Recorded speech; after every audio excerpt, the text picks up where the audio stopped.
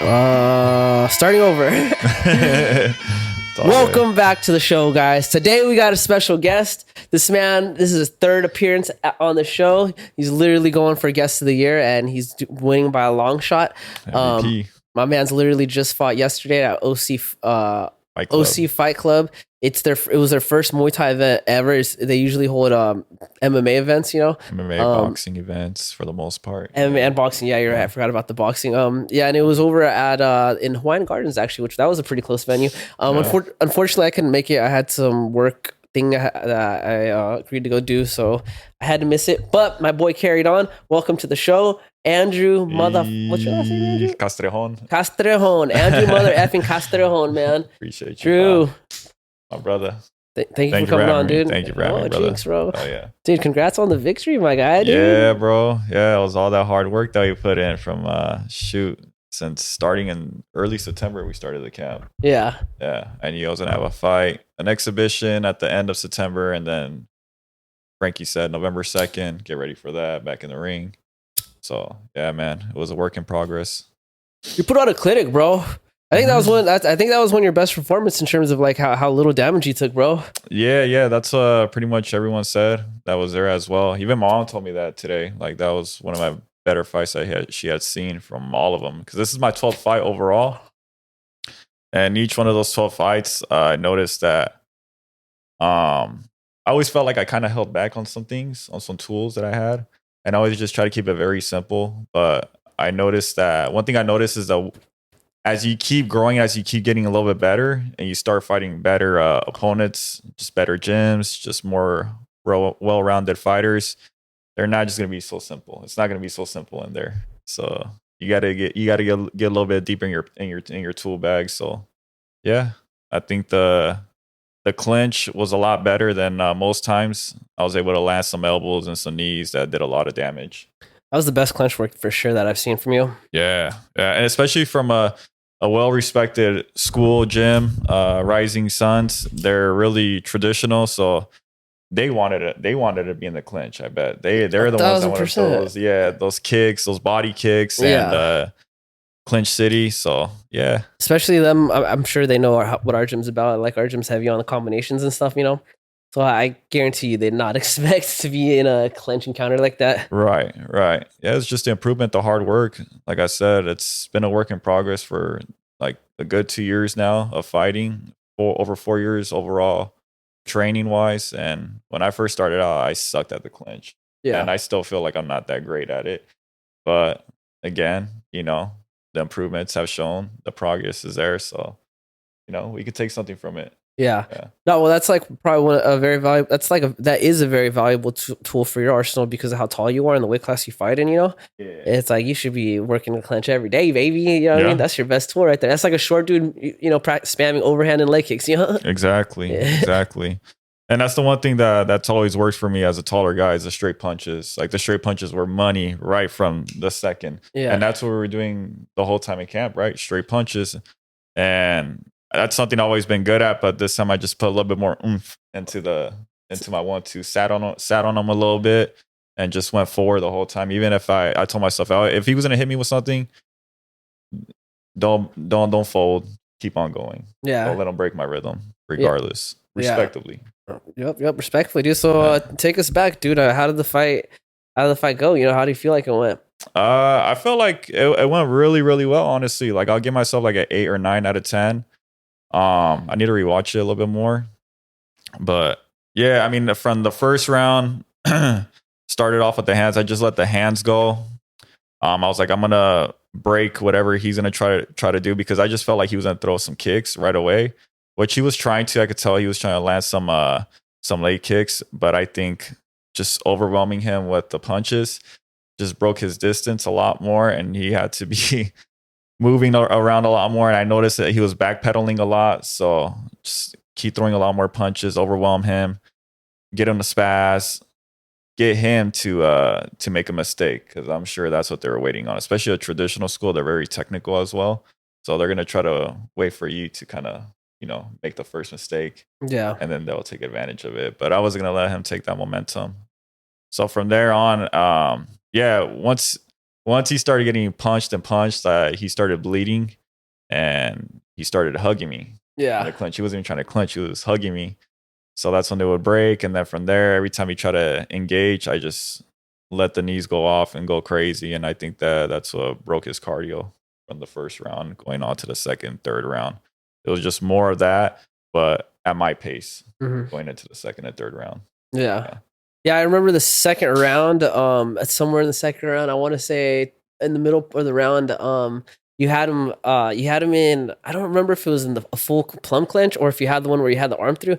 But you threw a knee and he kind of just like fell back into the between the rings, you know. And right when that happened, I was like, "Oh, this dude's gassed, bro. He's either gassed or you hit something really, really hard, you know." Right. Yeah. Because I did notice when we broke, he took a deep breath, and I didn't know if he was hurt or gassed, but I was like, just keep whatever it is. It's working, baby. Yeah, keep let's going. keep it going. If it ain't broke, don't motherfucker fix it, bro. You know what I mean? Yeah, and like I said before, in other fights, I felt like I would hold back a little bit, even when I would like smell blood or even see the blood. Like sometimes I would hold back, be a little bit too nice. But I wasn't nice in this camp. Yeah. Bro, my very last fight was with you. Yeah, yeah, dude. That was a banger. That was definitely big. We were going into the wall and everything, bro. I was watching the tape too. There was a part where we were like, there's someone behind us, and like I don't know who it was, but they kind of like pushed him away. Yeah. And then Julio was all like, "Stay in your." Yeah. I'm like, yo, my man's got to fight, bro. Yeah. Damn, bro, get out of our way, dog. You know what I'm saying? Exactly, man. You gotta share the mats, dog. Some people got shit going on. I'm sorry, dog. You know, especially because I know who was. I'm not gonna say who was in the way, but it's like they didn't have anything going on. No offense to them, bro. You know, yeah. You gotta slide out the way for people that got fights coming up. You know, you gotta be considerate for your teammates. You know, yeah. But I do the same for you. If you gotta fight, dude. Facts, bro. But yeah, Julio was all like, "Dude, your son." You know, we were wadding out though. I ain't gonna lie though. Yeah, but it was Milkshake. it was well needed, and I mean that's how camp pretty much was a little chaotic, but it was controlled chaos. Yeah, because I knew if I can take that into the fight, whatever was going to come my way with the experience that I've had recently as well in the ring, I don't know, I just felt like I was going to be undeniable in there. Yeah, and when we were sparring too, I did notice you were throwing a lot more knees than usual, you know, than you've done in the past. Right. Like, being a little bit more meaner, huh? Yeah. In the past, you were very like you like to switch stances, and then you throw like a jab hook, you know, and into the whatever stance you switch, and you just do that back and forth a lot, switching from southpaw and orthodox. This time, I did notice you were throwing a few more knees, dude. I walked into a good one. Yeah, and the teeps too. I'm sorry I caught you with one in your face, but oh yeah, dude. In my mouth. Oh, that's why I wanted to show you the first round because I landed in the first round. In the face? Yeah, so I landed a knee in his face and a teep in his face. Bro, you gotta send me the first round because we can put it side by side when you got me the first round was a fast like that. That was obviously the first rounds. They always go by fast. There's always like a storm. You're both so nervous and jittery and just boom, you know, it's like a big car collision. But yeah, the first round was such a banger. I need to rewatch that because I haven't rewatched that round. That's the only round I don't have, dude. Yeah. So hopefully I get that tomorrow. A lot of action came there. But I had a lot of confidence after the first round, even with all the chaos that happened, because Frankie was honestly happy when I came back to the corner. Yeah, it's either like I know he's gonna be pissed or he's gonna be pretty happy with how I just came out, and he was happy with how I came out. He even said, "Hey, you won that round. Let's go. Let's keep it going." Sick. I think he knew. Obviously, like I had the gas tank and cardio to keep it pushing, and as long as I listen, we will get the job done. 3-0. Yeah. Yep. That's what we did, bro. Yes, sir. Yeah. Yes, sir. Sick, dude. So, do you feel like your next fight you could take off the gear now? Well, it's funny because the last time I was in the ring before this fight, it was a championship fight without the gear in a 2-week notice at a higher weight class too. Yeah. So the odds were stacked against me at his hometown too. So like, that's what I told myself. Like at this point, I haven't seen it all, but I think I've seen a little bit of enough where I can take on anyone in my weight class, like with no gear or snores. Everyone says that, bro. Like a human, right? Sorry, that caught me off guard. I don't know if you guys could hear Milkshake snoring right now, but he'd be snoring like a full ass human, dude. Like a grizzly bear. But yeah, man, like it'd be exciting to obviously fight with no gear for my next fight, but whatever it is, I'm ready, man. I'm game. Yeah. Yeah, dude, you just gotta start landing more elbows now, dude. Yeah, well, I was yelling elbows at this when I was watching your fight. Dude, you had him in against the ropes for a minute, and like he was kind of covering his body, and I was like, dude, elbow his face, bro. There was a couple I landed in there. There was a nice one I landed in the first round too. I couldn't see it from the angles, but I was like, the angles were bad. The one that I sent you, that I got to get some other cleaner videos for you too. Yeah, but I did land a couple of good elbows in there because I felt it. It felt good. It felt good. Yes, sir. Yeah. Sick, bro. Well, yeah, I'm excited to see how your technique's progressing, dude, and see your new style. Hopefully you make knees like a bigger part of your game, because from what I've seen, dude, that can work like magic for you, bro. Butter. Well, and imagine landing knees like that without the headgear. So that's even nastier. Yes, sir. Yes, sir. Don't dip. Yes, sir, dude. So how do you feel right now? Did you like fuck anything up? Does anything hurt? No, not at all. Good? Not at all. Honestly, I almost after every fight, usually like the only thing that really hurts is kind of my feet. But not even my feet. Nothing. My legs are fine. My body's fine. Like I didn't wake up like if I got in a car crash or anything. No headaches. Never any headaches. So yeah, I'm good, bro. I'm in good health. Yeah. That's the best thing about it, is like when you have a good fight and you come out with no injury. That's the best feeling right there. How was the weight cut? The weight cut, like honestly, that's the hardest part. Yeah, that is always hardest part. Especially for you, bro. You're like 6'2"? 6'2", yeah, going to 155. I don't cut too much. I walk over 170, but like I have a fast metabolism, and that's what honestly like saves me a lot. That saves me like half of the weight cut. So, but I put the work in every single day, regardless. Even if I have a cheat code of a fast metabolism, no days off, man. No days off. Only when really needed, when my body really needs it. But you got to listen. Other than that, no excuses. We're going. Yeah. Was Edgar there too in his team? Jan was there. John, he was there. A couple others, but Edgar wasn't there. Well, he just had his own baby. Congrats to him. Yeah. So he's been being full-time dad. Yeah. No time for bullshit. I just asked because I know you've been training people at what's that gym? What's the gym Valiant, called? Valiant, right? Valiant, Valiant Academy. Valiant, is it Valiant or Valiant? Valiant Academy. Yeah, check it. If you guys are in the Garden Grove area? No, it's in Santa Ana. If you guys are in the Santa Ana area looking for a new gym, dude, check out Valiant, dude. It's a very Christian gym. So if that's what you're into, you'll feel right at home with them. It come through for Thursdays. Open sparring, right? Open mat sparring. Open sparring, baby. Yeah, anyone's welcome. Yeah, it's always a good chill vibe. Yeah. All right. So I assume you're gonna take a little bit of time off now, right? Yeah, I'll take a little bit of time off, but again, I'll miss it. I'll be back in a few days. Like I said, I'll be back like on Wednesday or something. But yeah, like taking time off for a fight, we'll see how long. I think obviously for the rest of this year, I'm good. Back at it next year. Yeah. So yeah, not too much time. So you gotta get some of that R&R, baby, rest and relaxation, dog. Got it right now. Yeah. Do you smoke weed throughout your camp? Yes. You don't gotta answer that. You don't gotta answer that. No. I'm not gonna lie or hide that. That's something that's me, because I've always smoked weed for like every day of my life for like the past 9-10 years, honestly. But it's not a thing where I wake up, I smoke weed.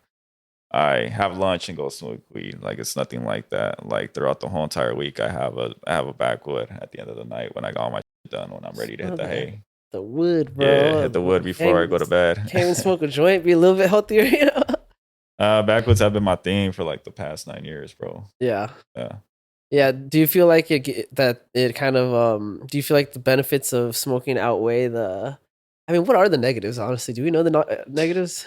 I mean, just in general, I've always felt like I've had, great health, thankfully.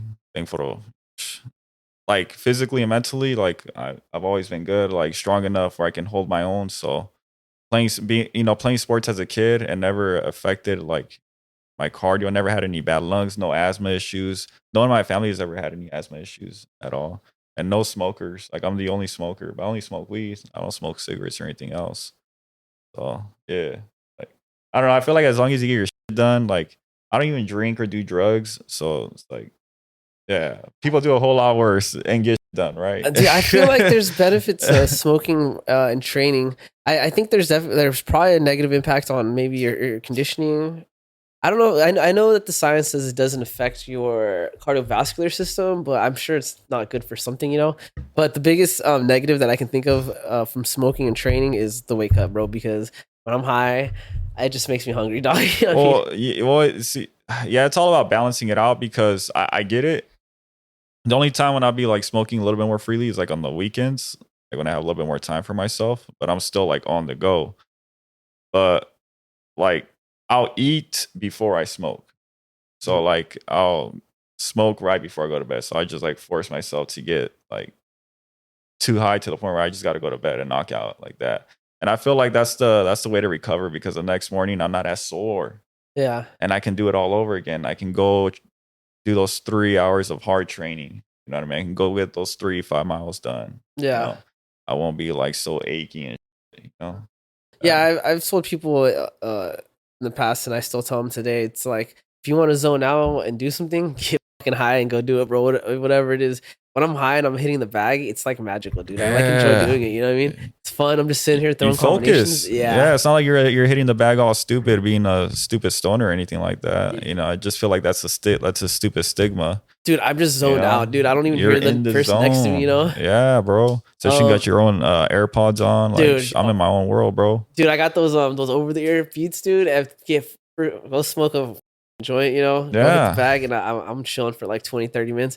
The other thing too that I like it for too is that I feel like it helps me get more creative in sparring and stuff.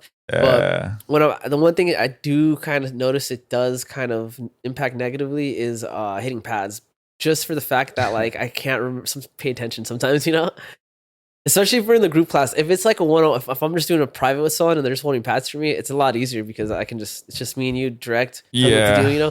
But when it comes to like a group setting and Frankie's like explaining stuff, dude, I just start to just daydream a little bit. You know? Honestly, for me, I just get a little bit more nervous, bro. Like if it's someone like you, like Mo knows what the fuck he's doing, so I really got to lock in and not fuck up the pads. Yeah. Like I feel bad. Like I don't want to go. You know, no, for I want you to get a good workout too. Oh, dude, yeah, dude, that's the worst.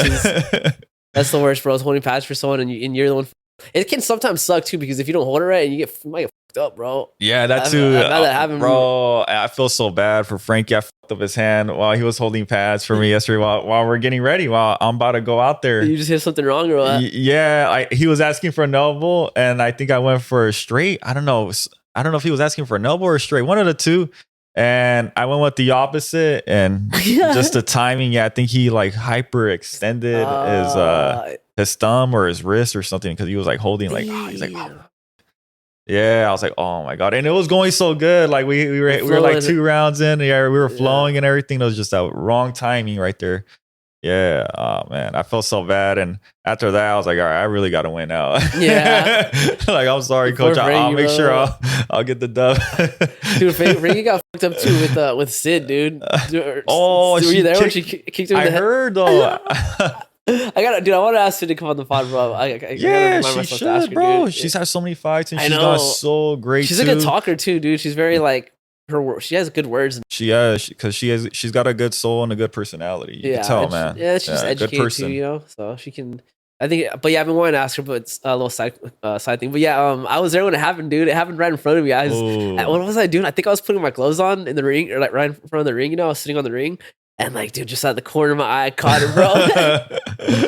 How did Frankie react? He was, dude. It looked like it hurt, bro. Yeah, I can imagine. But like, you know, was he mad? Was he upset? Well, you know how Frankie gets, dude. He tries to make it a joke, you know. But you can tell, like, oh, he's kind of he makes a joke, but he lets you know you messed up, you know. But yeah, Coach Frankie was holding for Sid, one of our fighters.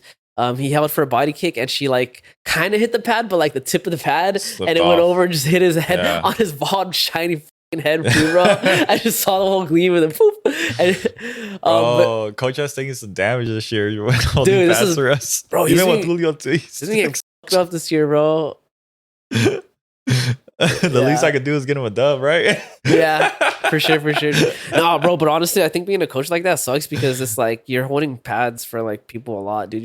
Your whole day is just holding pads for people. Like with us, it's like we do it in groups, so you're only holding pads for a third of the time. Yeah. Maybe 2/3 if you have a new person, 2 new people, you know. But and like for us, we're like in the flow of things. Like he's coaching, you know what I mean? Like we're training. So yeah like yeah. I don't want the sensei to get hurt, man. No, sir, bro. I gotta see if Sid still got that tape, bro. Maybe for her interview, we'll be able to throw it on. But let's go, Sid. Yeah. Does she have a fight coming up, or she just fought, right? No, she just fought. For Cali Muay Thai, right? For Cali Muay Thai. Cali, dude. I like Cali Muay Thai, man. Yeah. They're coming up. Have you been to their events? Yeah, I've been to their events before. I remember the one for Edgar. He fought. Oh yeah. Was one of them. Yeah, I've been to a couple of them, but I've been to the Commerce Casino a couple of times. Yeah, cool casino. I like what they're doing, dude. Cali Muay Thai. They're a newer promotion. I respect it. You know. Yeah. They have a lot of shows here with the Fighters Rep as well, so they always got bangers. Yeah. Commerce Fighters Rep. I haven't got to go to too many Fighters Rep, dude, just because the whole situation with Oh yeah, no.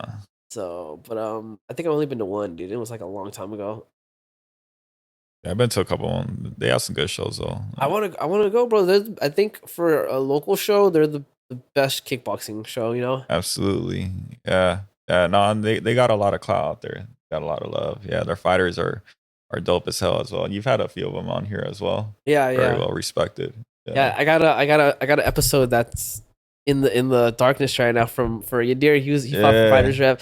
Nice. One of my boys, Yadir, we did an interview with them. I did an interview with them, and it was a sick interview, but he just kind of doesn't want to put it out there because he wants to do a better one, you know. But he fought for Fighters Rep. I'm gonna try to convince him to let me post it.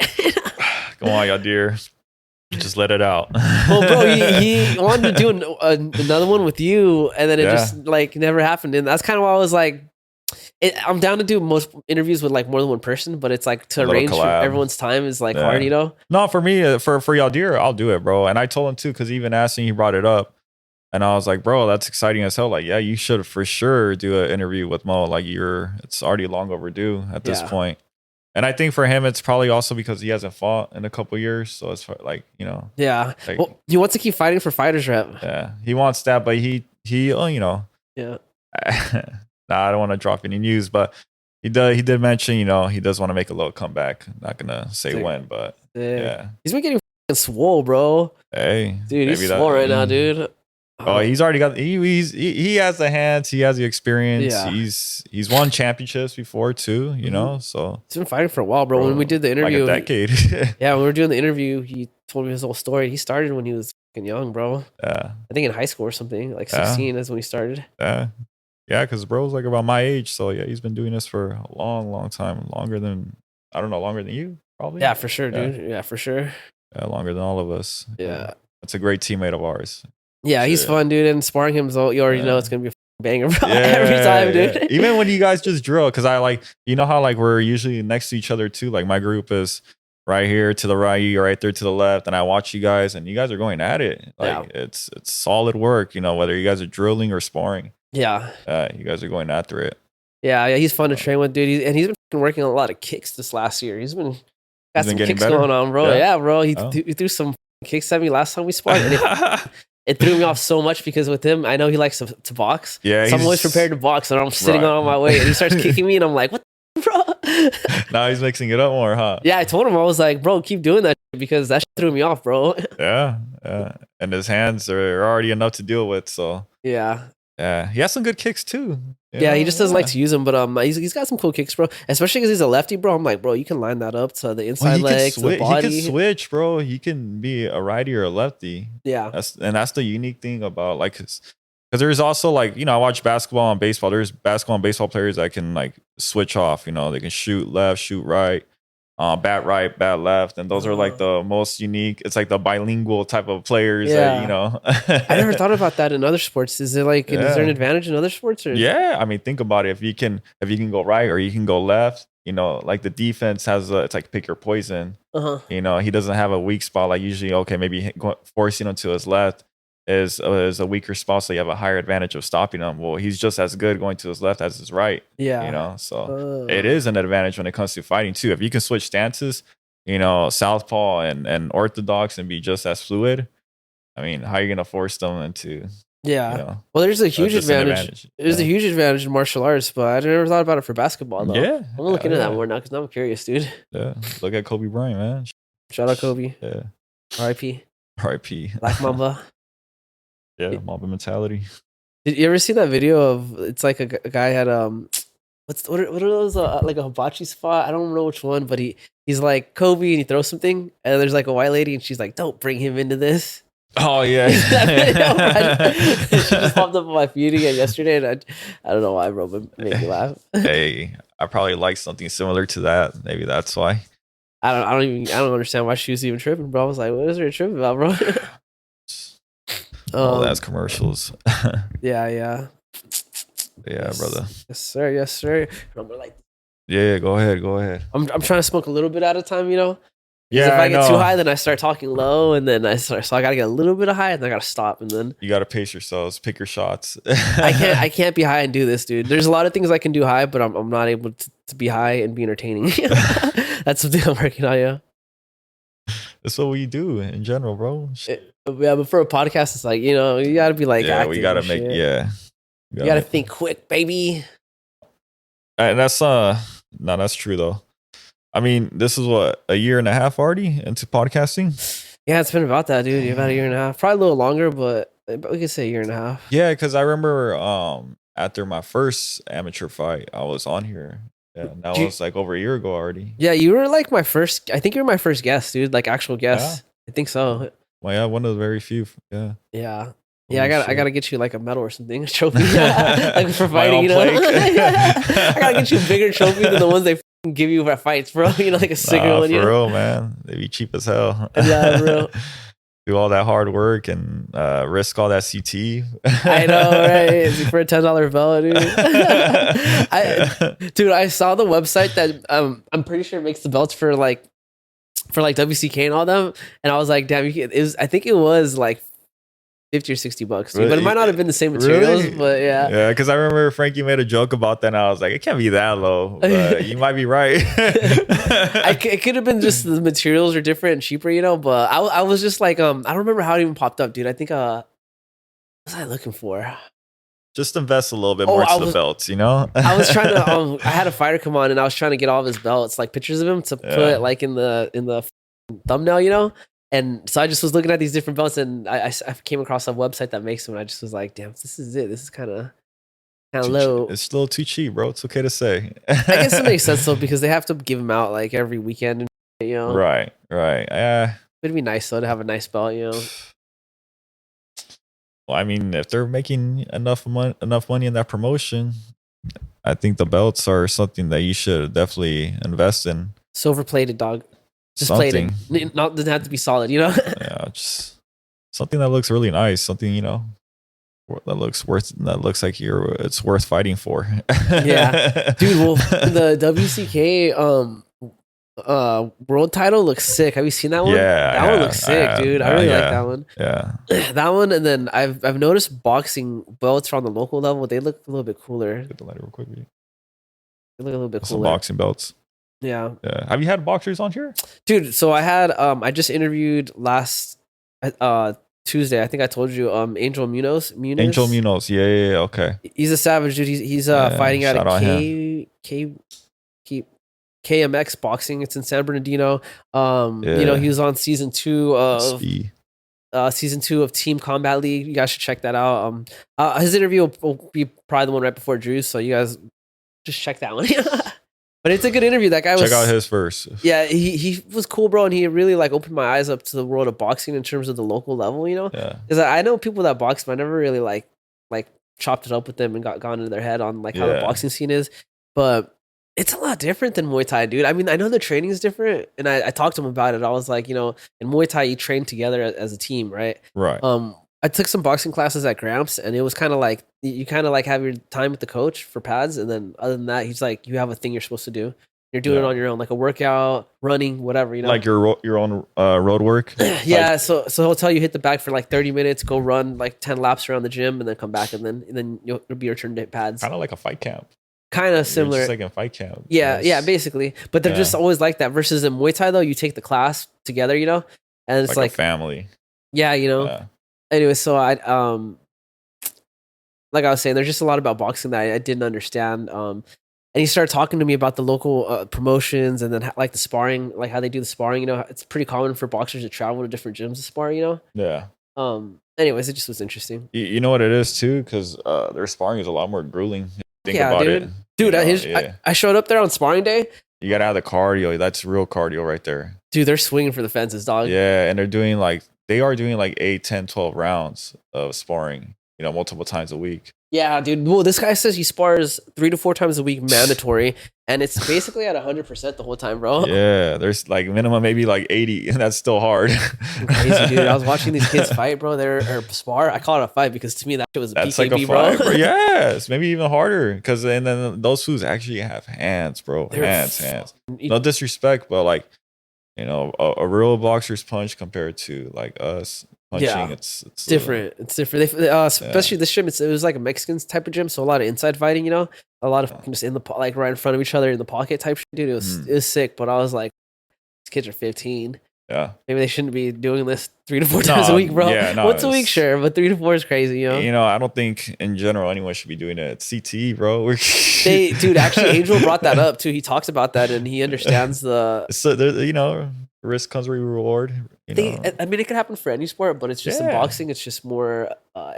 You see it in football. You even see it in pro wrestling and WWE. Yeah. How many freaking wrestlers have died? Dude, for sure. Those guys are crazy. Something that's called fake, and like, okay. No, I respect WWE, but I just wished it was a little bit more like real hitting. You know, I wish they could do a cool mix of like real fighting, but then also kind of like you know. It was a little bit more raw back then, like 20 years ago, where they would go a lot more harder. But of course, CTE and how they went PG. Yeah. And yeah, you know, it's the 2020s now, man. Happening everywhere, right? It's everywhere, man. Yeah. Everything's gone a little softer. I saw that McMahon documentary, dude. What a great documentary. Yeah, dude. did you like it? I loved it, man. Me too, did a good job. But Juan was telling me that a lot of the stuff that McMahon was saying was like a lie. And you know, Juan's a fucking hardcore wrestling fan. Yeah. He's got the facts, bro. I don't know if it's a lie, but I think he just it's like like 10% of the truth. He's not telling us 90% because he can't. Yeah. You know, he's like telling us he's telling us what he barely could. Yeah. Just think about it, bro. It's all, you know, legal matters that he's dealing with, and I'm sure he knew he was gonna have to deal with it sooner rather than later. So incredible story though, dude. From what he did, it's crazy.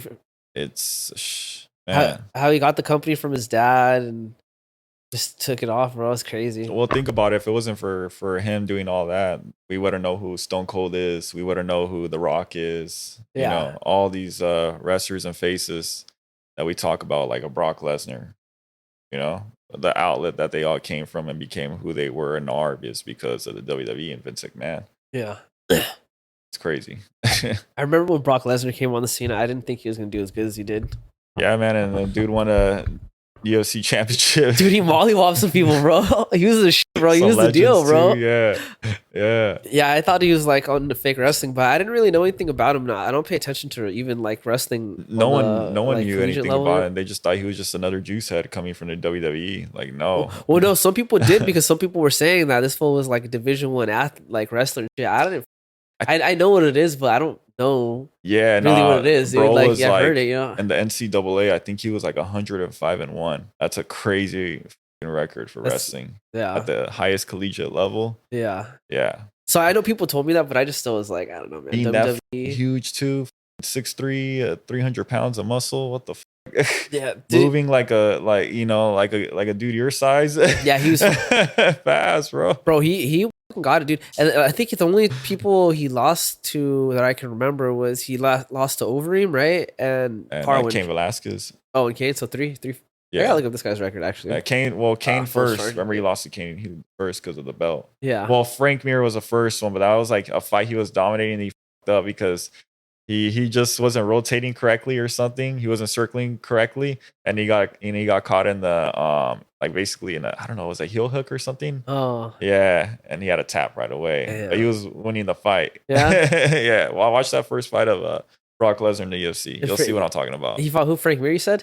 Frank Mir. All right. Yeah. And they rematched, and he whooped him again. Yeah. But he actually beat him. Yeah.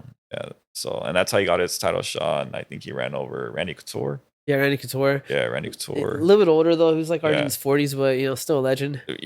Hey, he still did it. Yeah. You know, for someone that just came from the WWE, he still did it. That was he impressive. Still made, that quick to do that. Because the dude had never ever striked in his life. He's never done any boxing or kickboxing or Muay Thai or anything, and he just went in there just with his wrestling and whatever he could learn off the fly. Yeah. Yeah, that was impressive, dude. I mean, definitely made the haters like, you know, eat their words. Yeah, he learned that like in 6 months, I think. Damn. I believe, yeah. Damn, yeah. It's not like he had any amateur fights, like MMA fights, nothing like that. Yeah, and then now we got Ronda in WWE. Not anymore. She don't even. She's not even on the roster anymore. Nah, they cut her. Yeah, they cut her. What? Yeah, or she don't want to come back. Something. But both sides were like, I didn't think they wanted anything to do with any. My bad, bro. No, you go. I should have grabbed a lighter. I got like plenty over there. Yeah.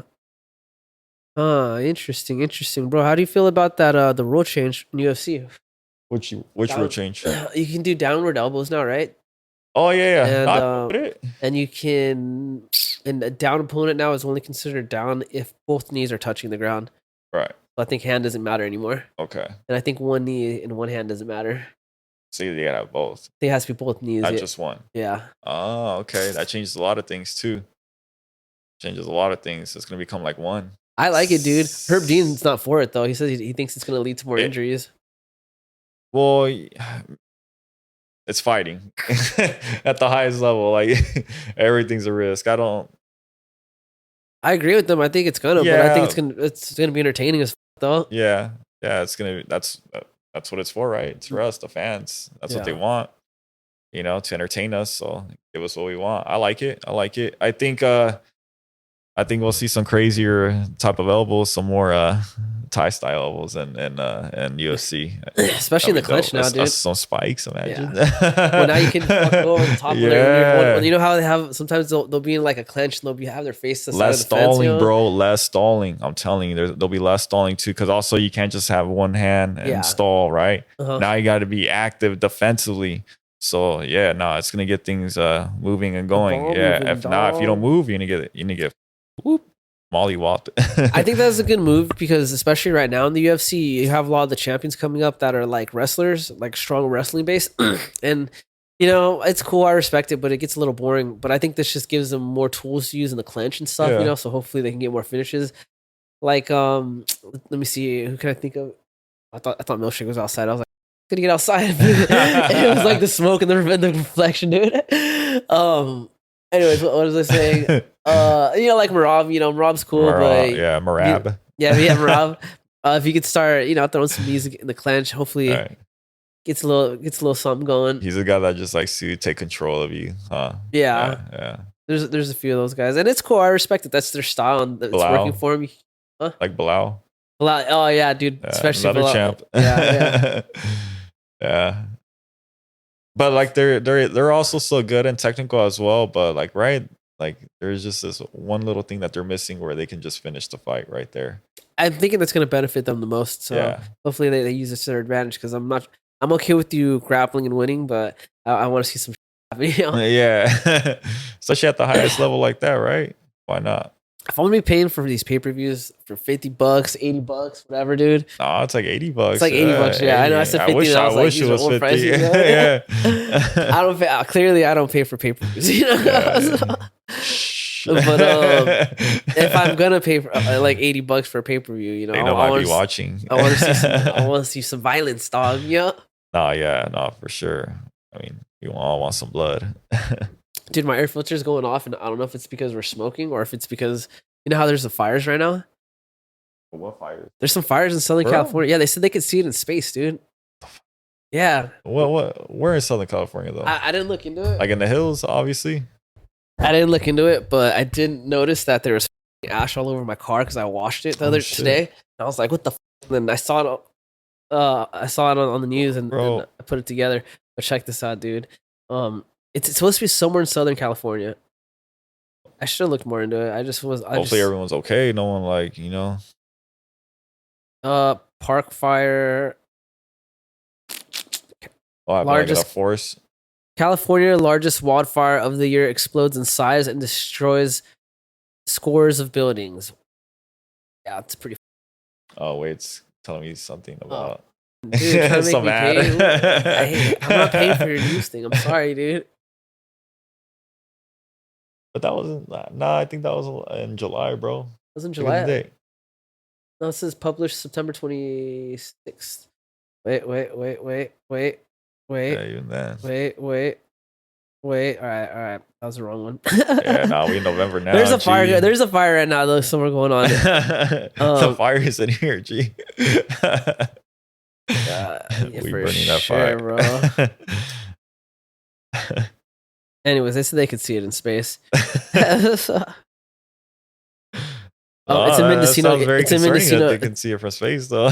Wait, was this a fake ad or something? What's going on here? Are you trolling, dog? Dude, am I tripping? I don't know, man. Did I just see? What's that called when you a Mandela effect? A Mandela effect? Yeah. Did I just travel through space time into a different dimension? Next thing you know, tomorrow, there's a fire nearby. No. Then I'd be like, am I the destroyer of life? Nice. Did I bring that by thinking of it? Hey. Bro, I saw the craziest thing. What is it called? I saw this thing where they take stem cells from people's skin and they turn it into a portion of a brain. Then they take this brain and they hook it up to like a computer chip and then they put it into like a computer, like an AI. So it's like an organic AI is what they're calling it. So off of stem cells, bro. But it's weird, bro. So it's like they basically, the reason they're doing it is because they have supercomputers, right? And supercomputers are technically more powerful than this organic AI thing, you know? But the problem is it requires a lot more energy. And so they don't have enough energy to power it to get like better results, right? So this organic thing, it's like 1/5 the strength of a supercomputer, which is still pretty fast and good, you know? Anyway, so the point being is like one of the things they did was they created this simulation, right? This program. They hooked up this organic brain matter to it, and they basically made it in this world. The AI, the computer was a butterfly. They didn't tell it how a butterfly acted or what it did. They just gave it like sensory. They somehow programmed sensory nerves into the AI, you know, into the machine, and just off of how it felt things, it was able to like figure out what a butterfly does. So it started flapping his wings like a butterfly. You could actually the butterfly effect, bro. You can rent time to mess with this butterfly. Do this. Yeah, there's a company that does this. You can pay and you can like do things in the computer for the butterfly. But it's weird because when people aren't paying for anything and they turn the program off, it's like they can watch the brain and stuff, and it's still flying around like a butterfly, like the responses it's giving. So it still thinks it's in the computer, right? Yeah.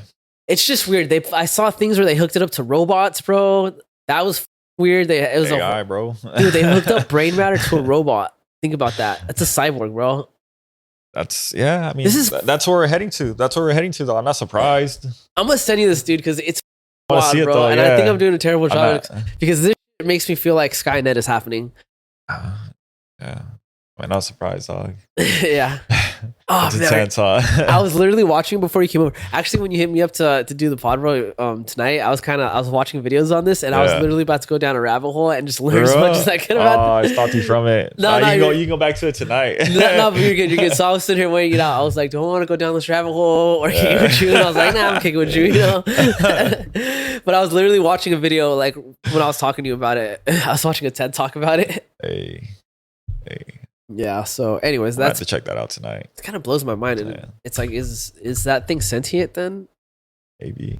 Should it have rights? Yeah. I don't know. It's a little too far. Dude, I don't know if we should be doing this kind of stuff. Nah. I don't know. Maybe a little bit too dangerous. Just kind of up, I guess. Yeah. I saw this one experiment a long time ago. It was from the 90s, dude. They basically took two monkeys and they cut their brains out and they swapped the brains into different bodies and they just observed the monkeys and they lived, bro. Yeah, they lived, bro, for like 10 days or something. That's a long time. I'm pretty sure they could have brought it back to life, but I think the experiment, like, I don't think you're allowed to have shit alive for a certain amount of time. I think there's a cutoff point. But I mean, 10 days. I mean, that's enough time right there to bring someone alive. Dude, it's crazy. In a different body. Yeah. Can you imagine, like, they cut out my brain? It's like, do you still think like you in my body now, or are you me now? Or does it even not matter? Maybe once you cut the brain off, you start over, reset. I think there may be some form of habits of you and I in one body. Yeah. So get this, bro. The scientists that did this said, I think only one monkey survived. Actually, I think the other one died, but the monkey that survived, you can actually see footage of it too. It's in black and white. It was it's not in black and white. It's in colors in the 90s. Duh.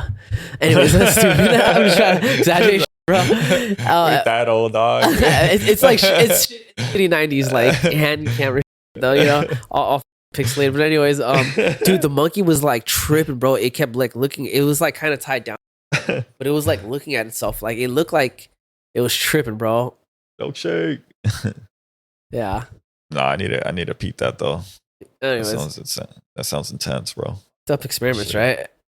Yeah, I mean, there's a lot out there.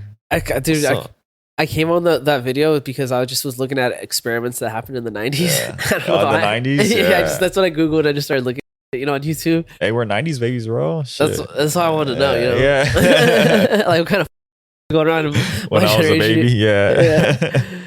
That's true. What year were you born in? 1990, dog. 90 itself? Yeah. What the hell? Okay.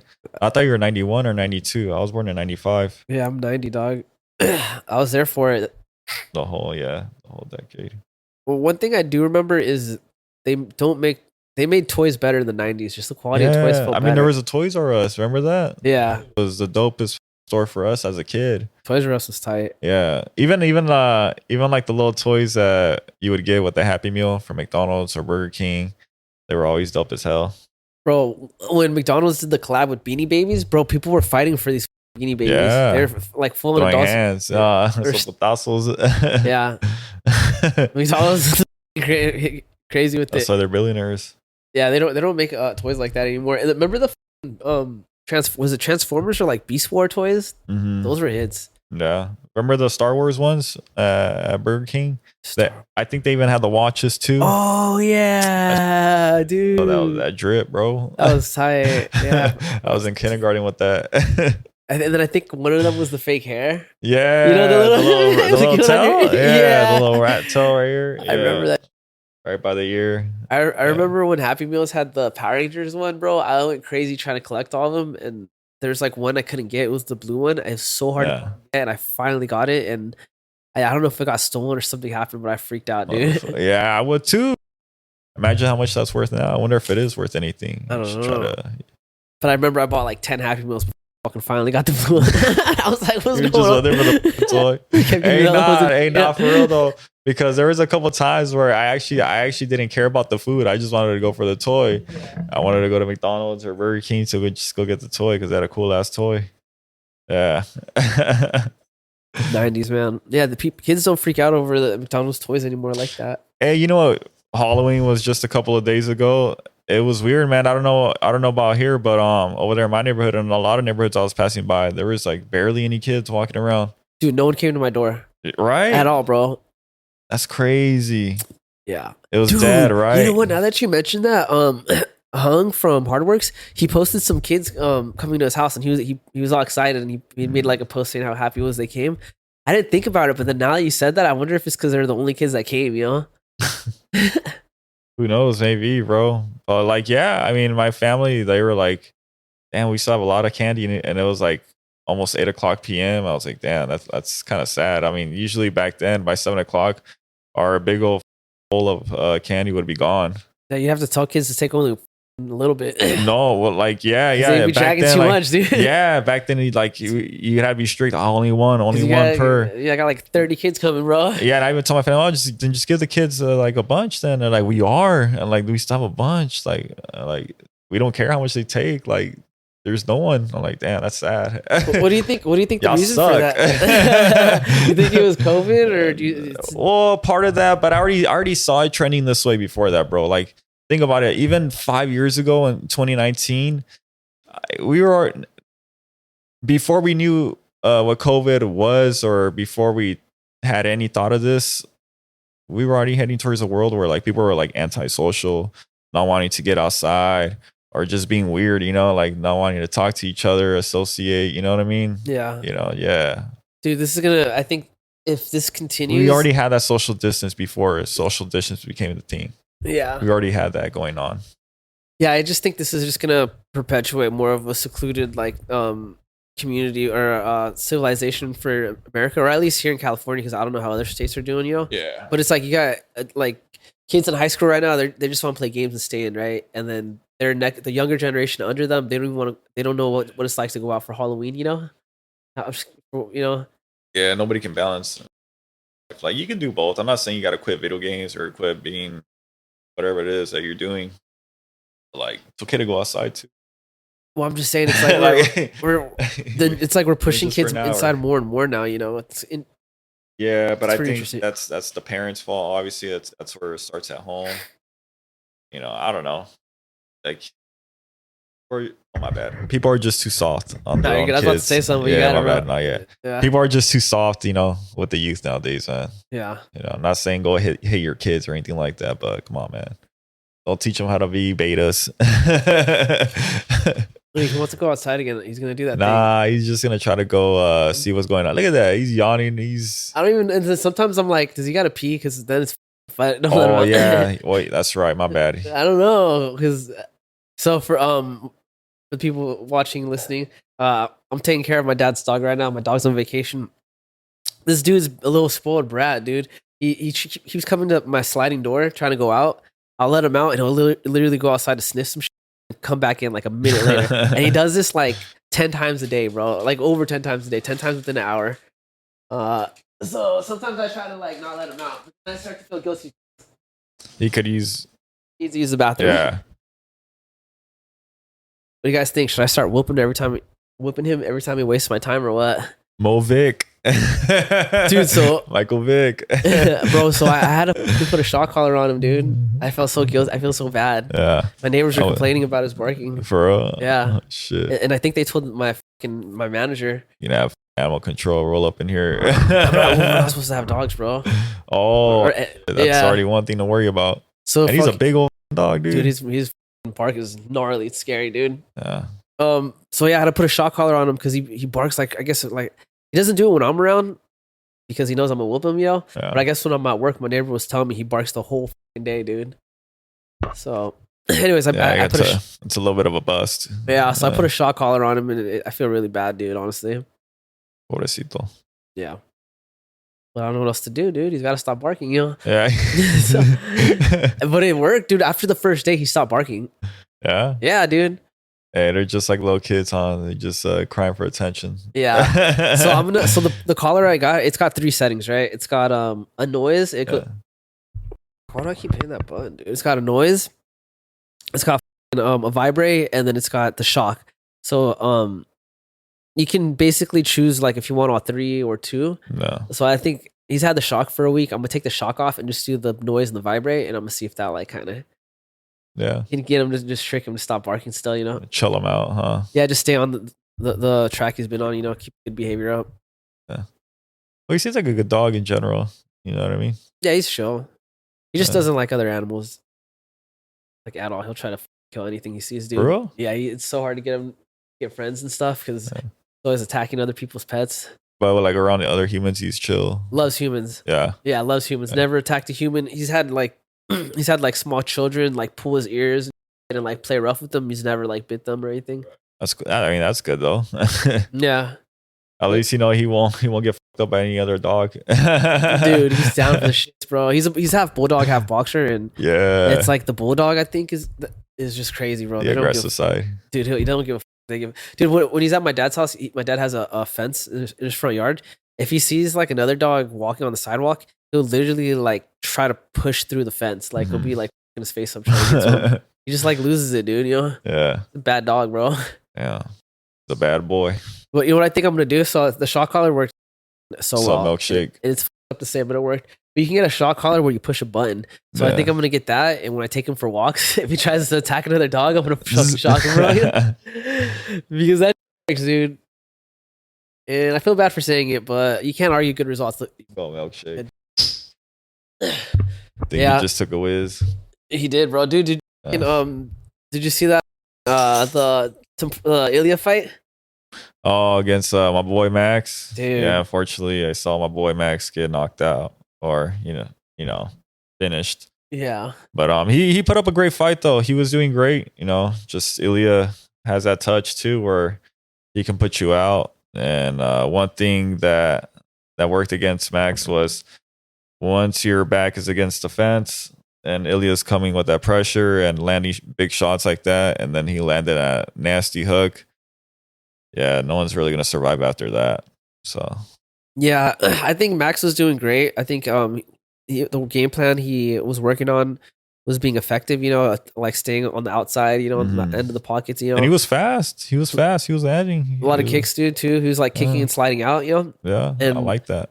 I think it was frustrating Ilya, and I think in the third round, Ilya kind of like. I think he threw a bunch of low kicks too, if I'm not mistaken. Yeah, so he started disrupting Max's like pattern volume that he had going on, and I think that's where he got Max like backing up a little bit because he was trying to find his his own footing.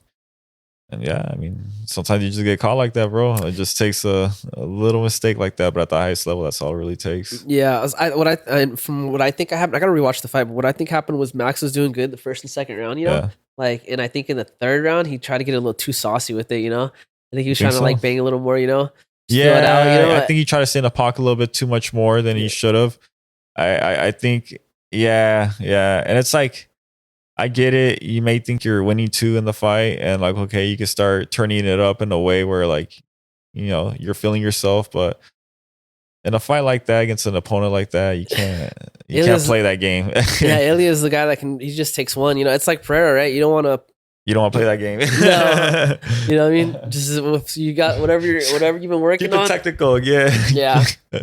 Until he breaks that. Well, I feel like it was the same thing with Volk, dude. Volk was doing good too. He was landing a lot of kicks, and he had the same strategy to stay on the outside, land a lot of kicks, and then like he's using a lot of footwork, which I think Max was doing better than Volk was his footwork. But Volk ended up getting caught against the cage, right? And then he decided just to bang it out. He kind of just bit down his mouth guard and started. He threw like some punches back, and then he got dropped. Well, I think Max was doing great too, especially as a taller person. Whenever Ilya would try to come close, like whatever he just try to eat his 1-2s, Max would throw like a hook into a knee. That's like what every long person should do, especially when someone's coming at you that hard. Pause. Yeah, he was doing great. He was doing great with that. I saw Ilya go ugh like that when he take a couple knees to the gut, and I thought he had him, bro. I was like, okay, he's looking good. Bro. I was like, okay. Well, if my memory serves me correct, bro, the end of the second round, it looked like Max was doing 2-0. I thought bro. He was 2-0. Like, it was not like a 2-0 where he looks like he's dominating 2-0. But like, just a little bit better. Yeah, it was a competitive 2 rounds. It was.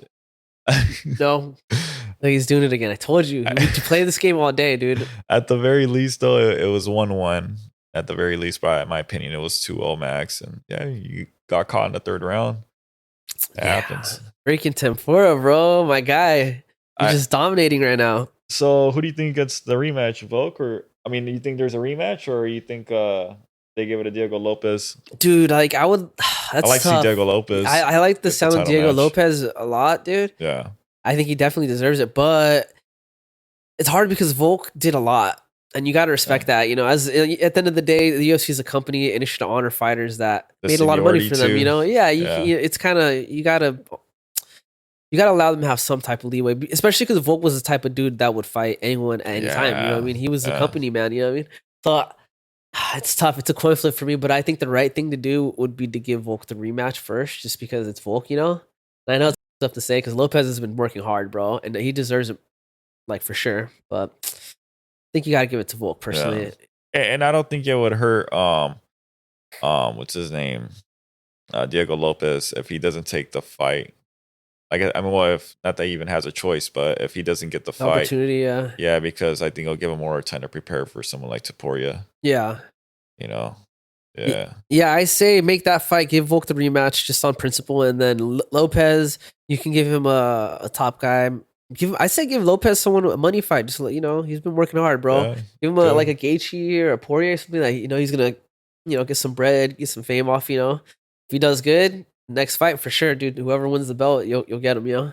Yeah, but I think they're gonna keep him at 145. We're just gonna have him fight guys. Oh yeah. Oh, he's at 145. Oh yeah. Just because I think he used to fight a little bit at 155, and then I remember he had that one fight where it was like a. But what him and Ige, would they fight at? Like 155, but it was because it was like a couple day notice. Yeah. Well, like I said, give Lopez a top 3 guy, big name, top 5 guy, just someone famous. Just give him some little bread and pocket, Yeah. Be like, hey, bro, I know he puts up fun fights. He does, and he shows up, bro.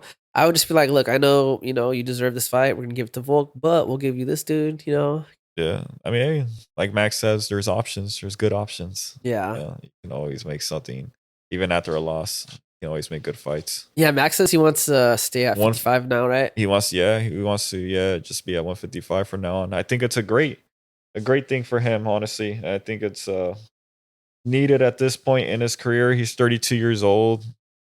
He's done everything he's needed to do at 145. He's done more than enough.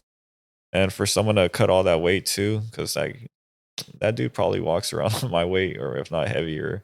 Yeah. So to make those cuts at that, already in your 30s, it's not going to be ideal to do for the rest of your career. Yeah. Yeah, you're getting older in age. It's time to like. And he looked good at 155 against Gaethje. Yeah, dude. I think he looked good. Looked great.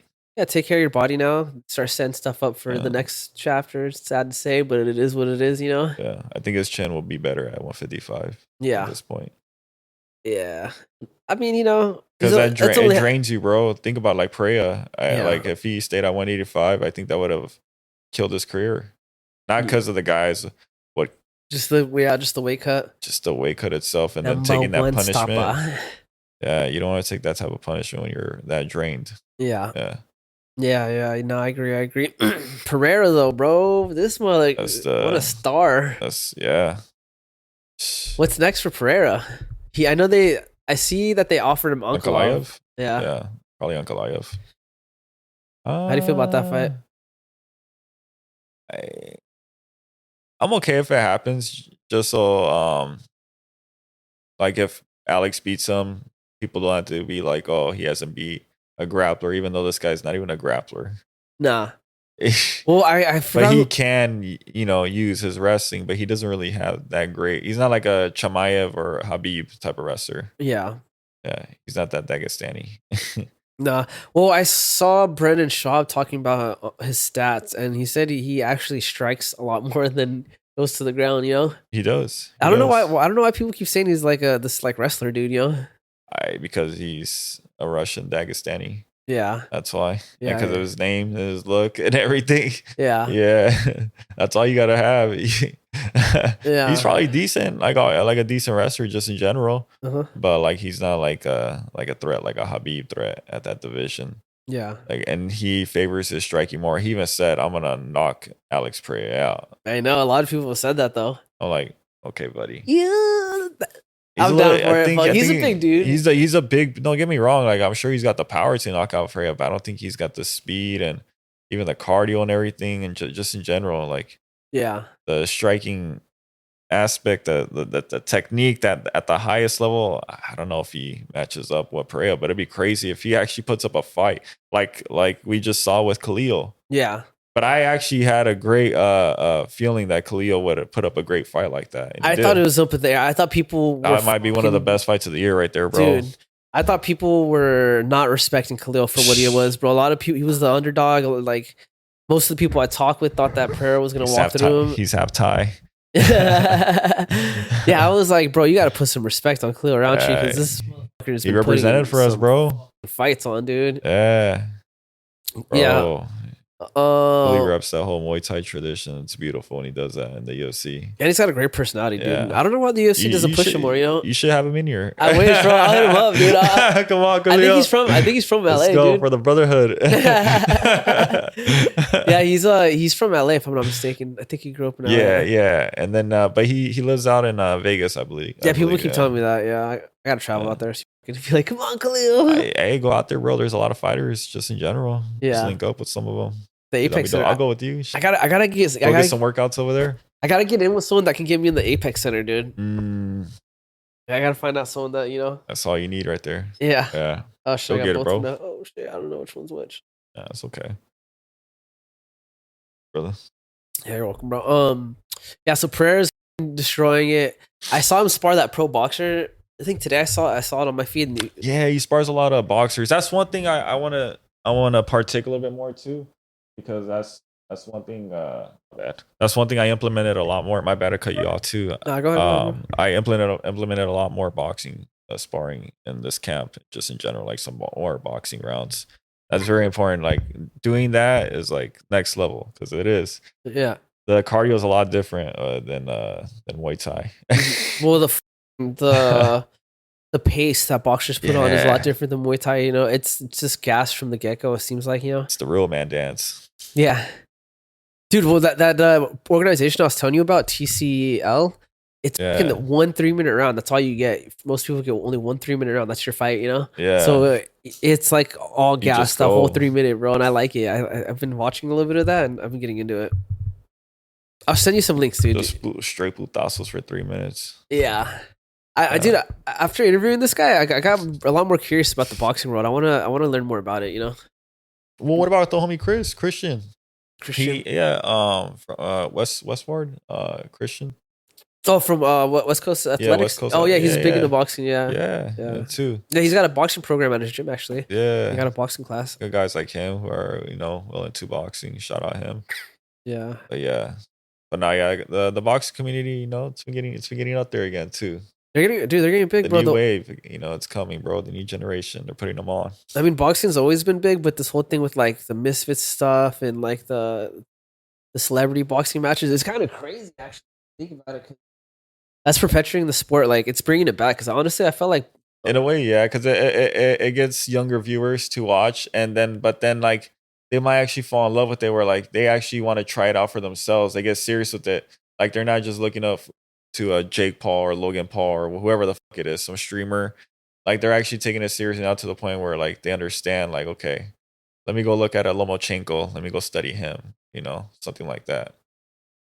And yeah, you can see the younger generation are starting to take this thing more serious. Just in general, I see it in every martial art now, even in Muay Thai, kickboxing, MMA especially.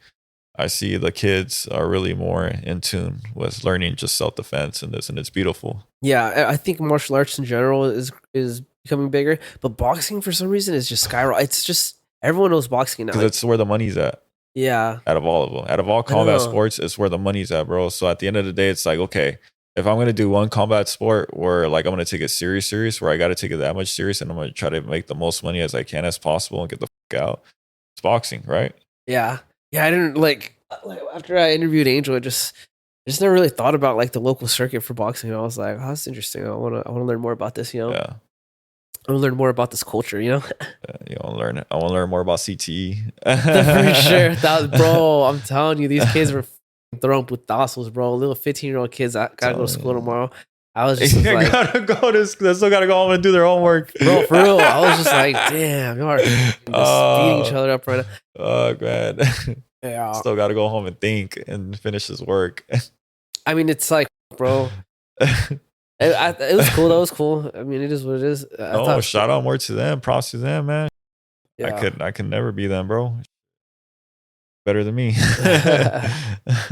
And I sparring hard like 3 times a week is crazy. Yeah, at that age though, like I never did anything like that at that age. I was just playing basketball. I think it's funny that they wear headgear too, because I'm like, that's not gonna like that kind of helps. But it kind of helps, but it's still to be doing it like this, Plus, like, just even like, okay, so that's one thing. That's one thing about headgear.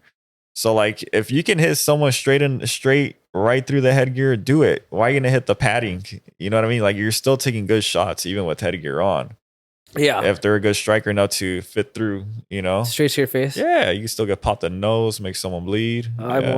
Boom, snap their head back with headgear on. You're still gonna get a CT like that. That's the worst. I hate when they snap your head back and you got the headgear on. That's the worst, bro. I feel like it's a little bit more weight to just bouncier. I feel like it's bouncier. It just looks worse. Yeah. It just looks bad, especially like you look like a basketball bouncing. Yeah. Yeah, I'm gonna get into it too though. I think I'm gonna start taking some boxing classes, get my hands better, just to check it out.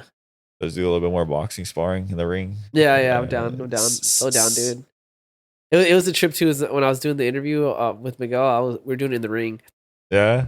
You know how they wear there's Yeah. like they wear shoes in the ring and stuff, yo. Mhm. I just was like, well, that's so weird, you know, wear shoes in the ring. Yeah, just like, out of respect, I'm gonna take my shoes off. I did, but they told me to just put them on. And I was like, okay, Really? Okay. I just instinctively just did it, and he's like, no, you can put them on. I was like, all right. And then I just didn't want to be weird and not have, Yeah, and when in Rome, baby. Yeah, so like for example, yesterday at the show at the Ohio's Gardens Casino, so they had us walk out first. They called us up, introduced us before the fight started. Introduced us one by one and did a little face off right before the show started. And like I went out with my shoes and I saw some people go in with their shoes, but I'm like, nah, I want to take them off before I go in this ring. I don't know. I feel like I don't want to put no bad juju before my fight. Yeah. I'm a little superstitious when it comes to things like that. Yeah, and it's also we're trained to think that way. We're conditioned, Yeah, but, out of respect. Yeah, just exactly. Out of respect. Yeah. I'm curious to see if like that dude came to my gym and had to take his shoes off, on the mats and stuff. How he would feel, Frankie sees. Yeah. Yeah. Yeah. I wish his gym was closer. I want to check that gym out. KMF. He was telling me some cool stuff about the owner, dude. Jeremy. I can't remember his last name. Soto or something. Jeremy Soto. Yeah. Okay. But anyways, boxing, bro. Let's fucking go. Oh yeah, I mean, did you watch that Ryan Garcia and Devin Haney fight? Yeah, that was a dope ass fight. There's been some dope boxing fights this year. Dude, it got overturned. You saw that? They can't overturn that in my head. Nah, bro. That shit happened, bro. You still got fucked up. You can't overturn that ass beating. It's kind of embarrassing, huh? I feel like If you I would be argue embarrassed it- if I had to argue a loss off of some technicality. I'd be like, fuck. I won't argue it as come on, man. Like, it's out of my hands.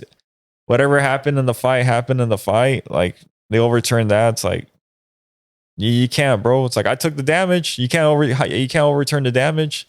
You can't overturn that CTE. That's for life right there. I gotta look in to see how much steroids supposedly he did. I think I heard it was like so tiny, like a super tiny amount. And it wasn't off of like, oh yeah, he was trying to. Like, it was just off of like, just like with Khalil, something that they shouldn't have been taking that they didn't know. Yeah. It happens. Yeah, Khalil Roundtree, he was using a supplement company that was pre-mixing his supplements, and they gave him something that, what was it? It wasn't even anything like super crazy. It was like it's a over-the-counter supplement, but you just can't take it if you're in the UFC. But yeah, he took it, and then he realized because he read the ingredients after he took it, and he reported it. He got like a suspension from. It was like a 3 month. No, it was less than that, right? Was it 90 days or less? It was 90 days, 3 months. It was 90 days? I don't know if it was like Nevada. It was like specific states. I don't know if it was Nevada. Yeah, because it wasn't like all over the country. He got suspended. Yeah, I don't remember which one. Nevada's a big one though. If he did, they got the Apex right there. Yeah. But was that when he was supposed to fight Strickland too, or something? No, Jamal Hill. Remember, it was gonna be Jamal Hill and Cleo Roundtree. That was gonna be the co-main for what's his name? Fight, right? No. It was gonna be Connor and Michael Chandler first. Oh, it was those two fights first, and it was gonna sound like a banger because those are like two banger, main events. Like okay, like you're gonna see putazos in those two fights for sure. Yeah, to end the night like that, especially Connor and they're like, Michael Chandler and then them like, they're gonna go down, but they both got scratched off. Is Jamal Hill, is he the one that said that he did better against Pereira? No. Yeah. It was him, right? Yeah. In Roundtree? Yeah. Bro, I used to love Jamal so much. I mean, he's still respectably, like as a fighter, like he's still really good. He's got talent, bro, for sure. Yeah, he's got hands, like he's good. Personality. But now, like I just seen, he's always salty, bro. He's always been like that, I know. When he was first coming up, dude, I remember seeing him like before he got super big, bro, before he was like a top 10 guy, and this fool was just putting people away, and he just couldn't get fight. But for some reason, they weren't giving him ranked fights. I don't know. I just think because he didn't sell or whatever, And I was like, bro, this fool deserves a shot. And as I seen him like move up in the rankings, and I saw his personality, I was like, oh, I already know. It's because they already like the Dana, whoever's running the UFC, they're like, this is a hard sell, bro. Yeah, you know what I mean? Like this guy's kind of like he's not entertaining, and he's kind of a dick to everybody. Yeah. You can be a dick to people, but you got to be entertaining. And I think Khalil Rountree just came off it. I mean, not Khalil Rountree. I'm sorry. Jamal Hill has just come off as like arrogant, I think, and that just doesn't sell good, you know. Yeah, especially and it's crazy because he won a championship, but it was like he only defended it once, so I think, right? Nah, he got injured. Oh, he got injured. So remember he tore his Achilles? Yeah. I'm trying to remember. And he tore his Achilles. He was gonna defend it, and then he let the title go, and then that's how who won it? Was it Alex that won it? Like the belt went vacant, basically, and I think Alex won it, and he's had it since. I don't remember that. I respect that he gave it up instead of holding up the division, though. Yeah. I mean, I like him as a fighter. He's cool. I don't hate him or anything. I just was like, man. I was a big fan of him. I follow him on IG and everything. Like, shout out to him. Yeah. But yeah, just recently, like that's a hard argument. It's hard. Like, how did you do better? You got slept like the first round, dude. Yeah. I don't understand where he was coming from. Bad, with that, bro. Too. Yeah, like Khalil put one of the greatest fights ever, especially like as a guy that's smaller as well. He's like not even 6 feet tall. He's like 5'11". You know, and he put that much pressure and I thought he won the first 2 rounds against Alex. Oh, for sure, I do too. I think he convincingly won the first 2 rounds. Alex was backing up more, bro. Yeah, he was kind of long guarding and putting his head back a lot more. I was like, oh, can't keep up with that speed. It's the speed, and he's got power behind it too.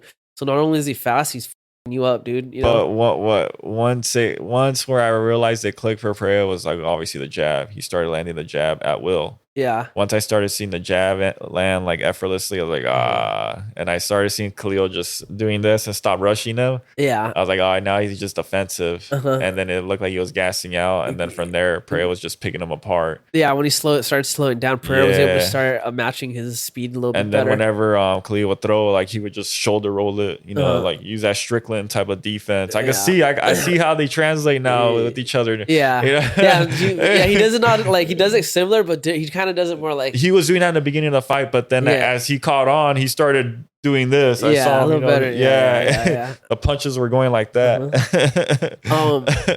Yeah, dude, that was a great fight. I think what was hard for Alex to deal with was because of how fast Khalil was. Is he couldn't get off the counter. He's strong. Yeah, but it's like his technique is so nice because he's got that Muay Thai background. But Alex, he likes to like when people attack him, he tries to move his head off a little bit, and whether he gets hit or not, then off of like your in between your next shot is when he starts his combination. He'll hit you with like a hook, something close, you know? Yeah. And that's how he likes to get going. That and then like low a sneaky kicks. uppercut. Yeah. Something. Yeah. And then he does like low kicks. I think Khalil was doing a good job at checking and moving his feet to not get low kicked too bad, you know? Yeah. And then I think because Khalil was so fast as Alex just couldn't get that first counter off to start his to start his combinations. And I just was like, Khalil can keep this up. It's like he can't get comfortable, you know? But then third round, I was like, there goes. Yeah. Nah, and that's one thing that reminded me Khalil, what he said after his fight. He's like, because someone asked him like in a podcast interview, like, oh, did the low kicks affect you? He's like, nah. He's like, I knew that would be an issue, something that Alex is great at, but like feeling it in there, like I felt to my own training partners, and you know, like I come from a Muay Thai background. Like I felt low kicks. Yeah. Well, he did a good job at defending him though. He checked and he kept moving his feet around and not allowing Pereira to really like slam those low kicks. You gotta have a Mo as your training partner. That's what it is, man. That's how you prepare for it. Yeah, Pereira had to switch over to that jab actually instead of like trying to like kind of poke with the low kick. He started poking with the jab now. Yeah, he was flicking it. Yeah, that's the thing with Pereira too is he's capable of making these little changes, dude. He pays attention to it, you know. Yeah. His style looks so sloppy, but he's really like thinking about shit and like he's got going on. It might look sloppy, but to him, it's like he's mastered it. Like he's perfected his own style and technique where it looks very unorthodox. Super unorthodox. Yeah. But it works, bro. But he's tall, like he's very tall and long as well. So think about it. He can't just like move like someone like that's like 5 something because he's like 6'5", you know?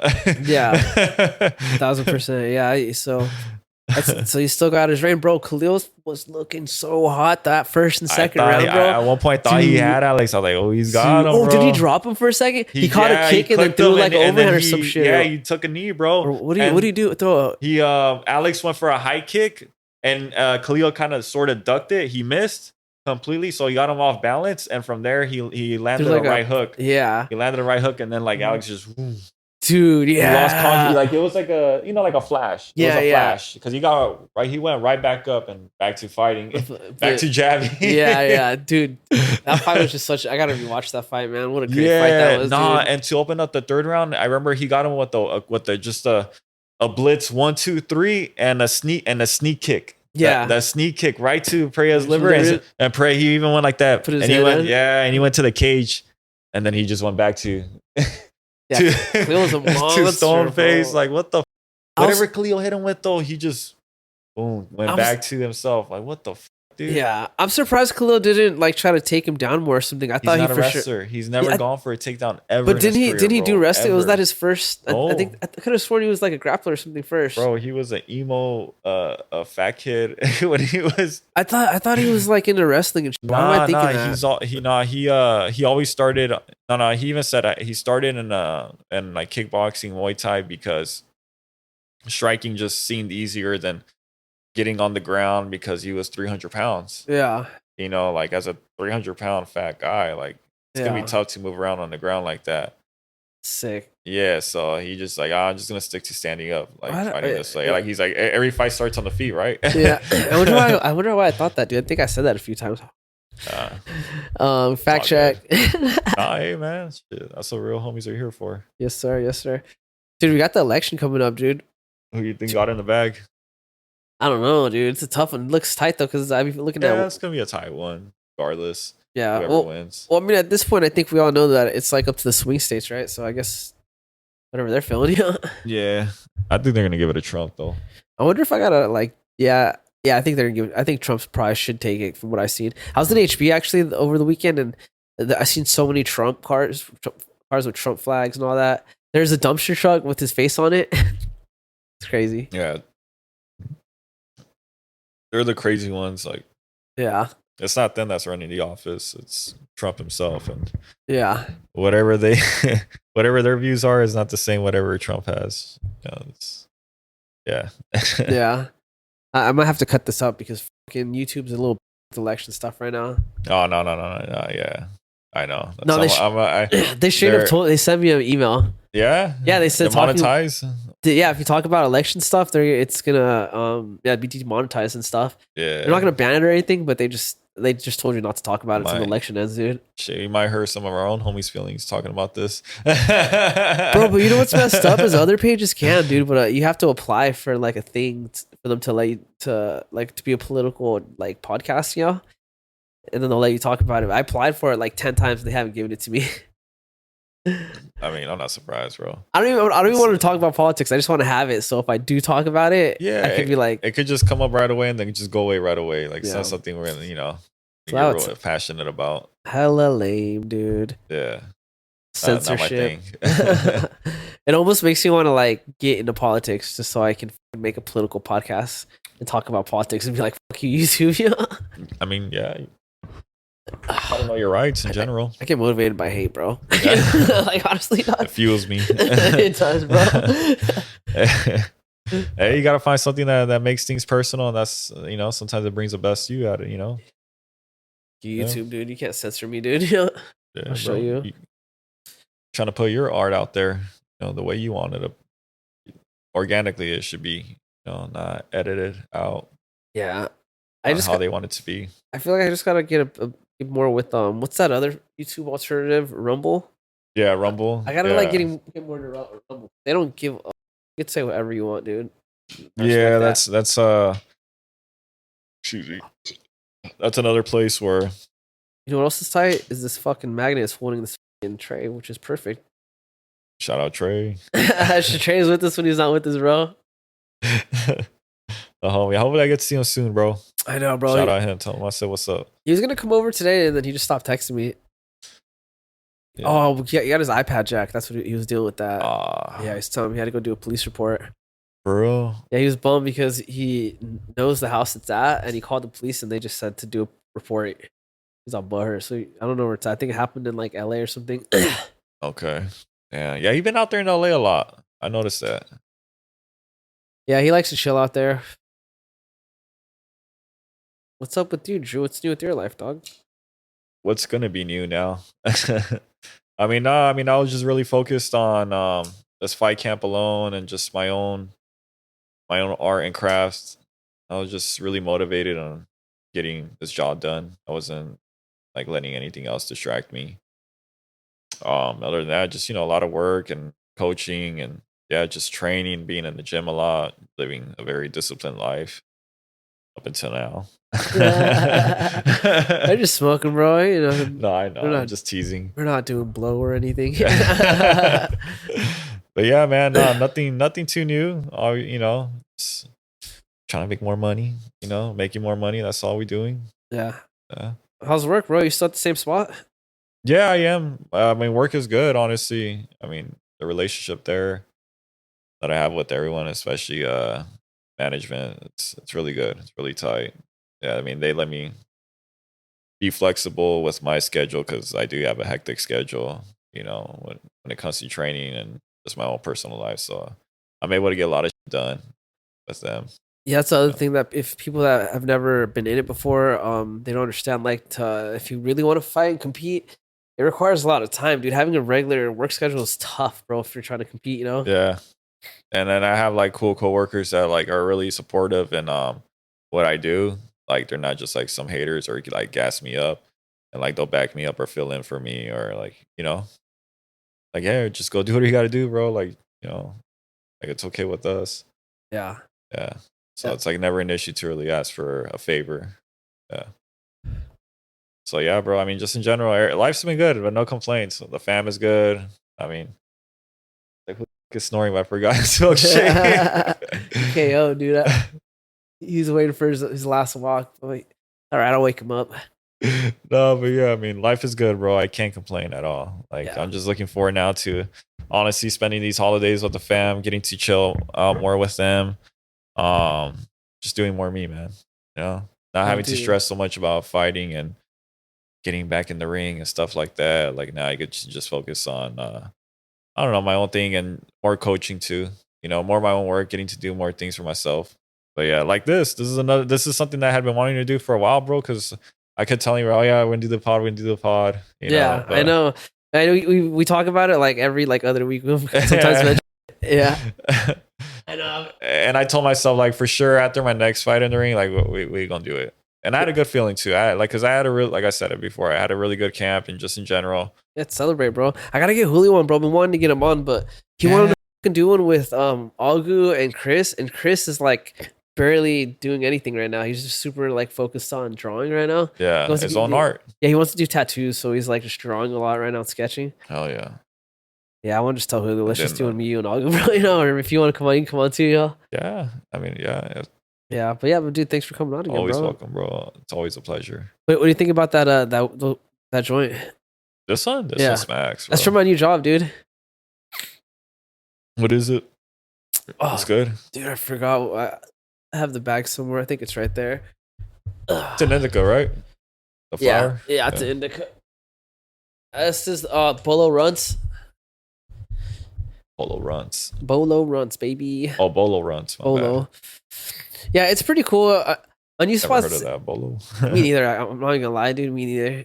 There's times where they just like they'll get a different pheno and they'll just give it a fucking new name, bro. I hate when they do that. Yeah. Bougie ass names. Like LCG, bro. I swear to fucking God, bro. Someone will be like, "This is OCG crossed with like animal cookies or something." You know what I mean? And I'm looking at it like, dude, this looks just like regular LCG, but just more purple. You know? Yeah. You know your shit well. I mean, it's just that's just how it is in the game. Oh, I mean, every spot I've worked at has done the same thing. They'll have like a product, like some plant, and because there's genetic variation, right? Unless you buy like a cut from one exact mom, if you get like, let's say you have like you buy your cuts from like some facility, right? And they might have like 5 or 10 moms of the same strain. Yeah. So you have there's 5 or 10 possibilities of something coming out a little bit different, And sometimes that one little different can become like it'll keep just like trailing off if you keep just taking cuts of that one plant, that you can eventually get it to look a lot different than what it started, and then they'll call it something else. But anyways, that's one thing they do a lot of.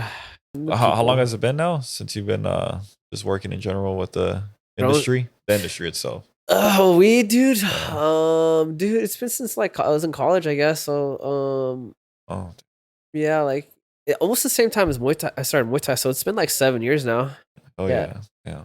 yeah. When I first started going to Frankie's, Hey, I was going to school for music. I think I was just finishing up. I yeah, got out and then I started working at some studios. And while I was like in school, I was kind of learning a little bit how to grow with my friends, but I never like committed fully because I mean they were making cool money, but I just wanted something more like stable, because it's like they'd make a lot of money and then something would yeah, happen, like it would get shut down, or sometimes there'd be no work for periods of time. And I just didn't like that. I was like, I want something consistent and like a regular job that I don't know I yeah, can have money in the bank. It's like I don't have to fucking figure out how to put this money in my bank. yeah. Anyway, so I Absolutely. did music. And it just I don't know, as I kept doing music, it just didn't work out, bro. I worked for some different studios and they were always like I didn't like it. And so I decided just to go full on growing and I started and I remember when I first started growing, I was just growing out of my sister had a boyfriend, right? And he Yeah. let us use his house to grow, bro. So we put tents in some of the rooms and we just started growing in the rooms, bro. And Oh, like like the old school way. yeah, bro. Dude, I thought it was the coolest shit, bro. I I've remember always wanted to try that when I was like younger. yeah. I'm so thankful that he let us use his house, dude, because Yeah. I learned so much in his house, dude. Like, you know what I mean? But yeah, I mean, I didn't know what I was doing. My homie Alan knew what he was doing, but he didn't really care because we weren't really making money off the spot. It was just mostly for him to kind of teach me what's up. So eventually we could get our own spot. I think you met Alan, right? Yeah. Yeah. Yeah. Tell me. But yeah, so I just started with them, bro, and then I just was working with them, and then yeah, I grew for a while, and then COVID happened. Yeah. That shit happened, and I bet that hit the fan. Yeah, yeah, that's a lot of shit up. Everything was shut down. I actually got a spot at a legal spot, my first legal spot during COVID. Y'all for real? Yeah, dude. Hey, yeah, some people made a come up off of it though. Yeah. Yeah. Well, I think they had already gotten the license and they purchased like they had already planned for the shop to open up at a certain time before Mhm. COVID even was a thing. So it's kind of like, what are you gonna do? Right. Because you're paying for the facility now. They're And just just not gonna run abandon it. it. Yeah. Yeah. Anyways, for people in the weed industry, you were allowed to work because you were considered like in healthcare or something. Yeah, that's true. Hey, But Dr. Green Thumb. But yeah, I got lucky because COVID happened and I was able to fucking move up in the other company I was at like quick, bro. Yeah. Because I don't know, but no, like my boss was sketch on hiring people and we would get workers and I fucking moved up to management. That was tight.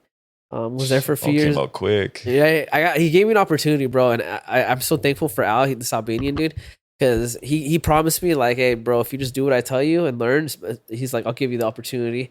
And that fool for a while made me his right hand guy. He taught me everything, like the way he does it. Like I knew how to grow. I had already been doing it for a few years, but I had never grown commercially like that, right? Like a big ass warehouse, 14,000 square feet. Yeah, I mean, as long as you listen, right? You apply, Bro, whatever it is. Whatever that fool told me, bro, however he did, I wrote that down on my notes, bro. I made spreadsheets and shit. I just learned, bro, and I absorbed that. And that fool rewarded me for a while. I felt bad when I left, but it went down. We got robbed a few times. That too, you always got a bit in the ass with that too. People robbing your shit. Yeah, we got robbed. Yeah, Yeah, a I lot. remember you telling me that. 2 times in a row. We got robbed Yeah. 4 times total, but the last 2 times were back to back, like harvest to harvest. Everything goes inside jobs. For sure, I think it was an inside job. For sure, I think it was one of the owners, bro. Right, yeah, That's my opinion. I don't know. That's sketchy. But I saw like how things were being handled and shit, and another thing too was the owners were fighting over like spending money, and they were in the hole, bro, for sure. They had to open up during COVID, bro. Uh-huh. You know what I mean? So it's like that hurt their wants. I just didn't see a future there, so I left. I was fortunate enough to make some connections, and I met this chick that was one of the owners of the spot I'm at now. I didn't even know she was the owner. It just worked out like that, bro. Yeah. But I hit her up for a job, and she basically got me in the interview, and then the other owner liked me, so bam. Hey, shit like that, it's just meant to be. Yeah. Yeah. So, anyways, to make the long story short, yeah, it's been about 7 years, dude. Nice. It's about 7 whole last year. You learned so much, bro, within that time. Yeah. Even though it's a long time, but I know you know.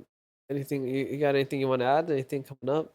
No, well, I just want to say thank you to all of y'all, man. First off, to Coach Frankie and to the whole team. Like for real, like it's been a crazy little ride so far, but it's till the wheels fall off, and you guys are the ones that keep me motivated, honestly. Those days where I really don't feel like I want to just go and train and just go through the trenches. We had those days, those dog days. But when I see you guys there, you guys just, spark up the motor, the engine inside of me, and makes you want to get after it and get and show out who we truly are, and what we're made for, and what we're made about.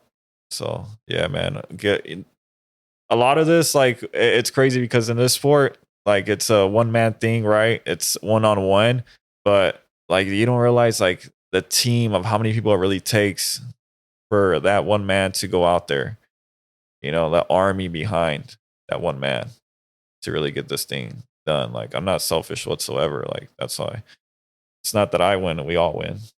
We all win together, and that's the thing that matters most, bro. So it means a lot when you guys like show all that love and support. Yeah, that's what drives me most. Yep. Yeah, bro. Yep. Well said, Drew. Drew, baby, congratulations on your win. Thank you, brother. On to the next one. Sorry I had to miss it, dude. I promise I won't miss the next. I can't. I'm not gonna promise. So I love you too, but I can't promise because something might come up. But I will try promise to do my best to not miss the next one, bro. Got you. Have a good concert tomorrow, man. I'll see you. Oh yeah, gonna go see Gunna. Hopefully, Thugger pops out. Yeah. So if you see, if y'all see Drew out free there, free living life, Yeah, I just have a little fun, but I'm still gonna be back in the gym. That's what I'm saying. Like, you never know, a good opportunity might come up. I got to get back in it and get back to it. That's nothing new, and I'm only excited for what's to come next. Like, I'm gonna take a little break, but I'll be back soon. It won't be long. Yes, sir. Yeah. All right. As always, stay cool, stay high. Go do some motherfucking Muay Thai, baby. Go smoke the wood. Yes, sir. Goodbye, everyone.